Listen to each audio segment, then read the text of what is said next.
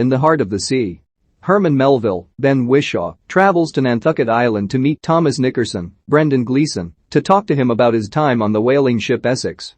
Because he is seeking inspiration for his latest novel, Moby Dick, Melville has been exceedingly fascinated by the story of the whale that sunk the ship, but Tom refuses to discuss the ordeal, having been haunted for decades over what he lived through, and so he sends Melville away.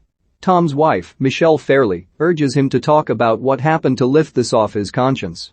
Reluctantly, Tom decides to tell Melville the story. Tom says that the story was about two men, Captain George Pollard, Benjamin Walker, and first mate Owen Chase, Chris Hemsworth. Owen was a farmer and expectant father with his wife Peggy, Charlotte Riley. He had hoped that this would be the day that he would be given the position as captain for the voyage of the Essex.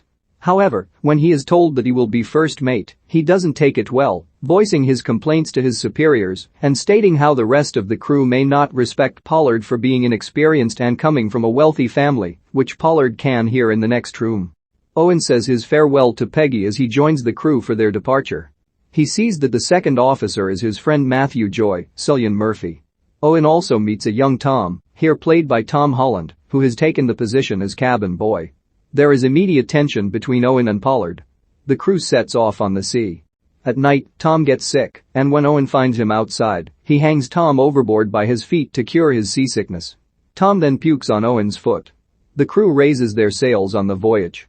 Pollard observes a storm in the distance and deliberately orders the crew to sail through it in order to have them better prepared for dangerous consequences, despite Owen saying they should avoid it.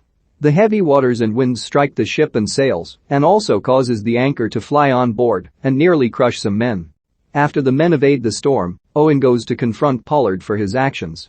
Pollard wants to return home empty-handed, but Owen reminds him that both their reputations would be ruined if they did such a thing. Pollard decides to continue with the voyage. The crew encounters a group of sperm whales. The men go out on their boats for the hunt, and Owen tosses a harpoon, striking one whale. The whale pulls the men, but it eventually gives out from blood loss. Despite their victory, Owen and Tom look at the dead whale with a hint of remorse. The men gather up to 47 barrels of whale oil and cut up the whale's blubber. Tom is tasked with going inside the whale's head, but he falls in and lands in the whale's juices. After 3 months at sea, the crew fails to find more success as the crew realizes that the waters are cleared out. They stop in Ecuador to resupply.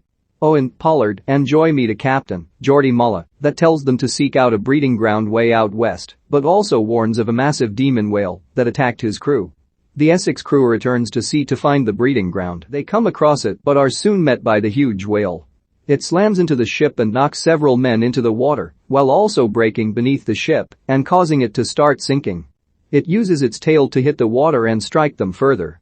Eventually, the oil is ignited and causes a fire that takes the ship down faster. The surviving crew members board 3 separate boats and head out.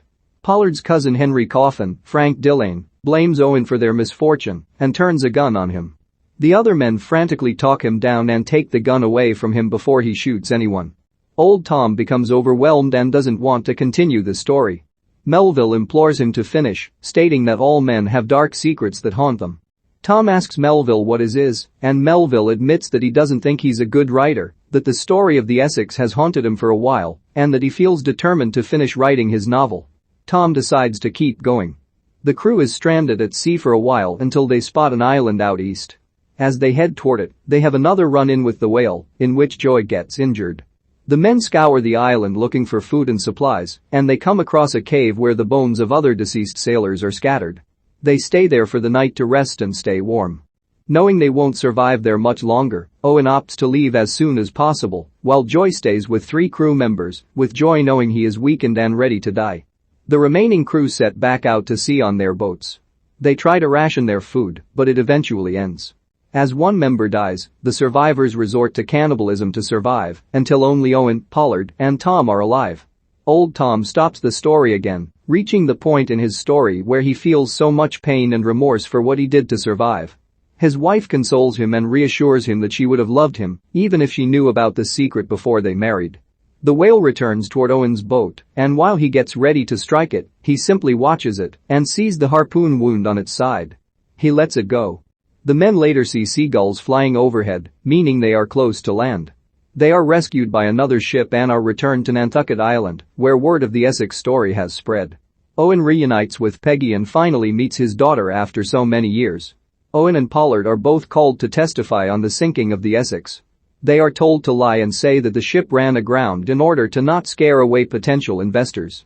Pollard agrees, but Owen refuses to lie and leaves. Pollard gets ready to testify and states that the ship was sunk by a whale. Tom finishes his story, and Melville tells him the book will be fictional.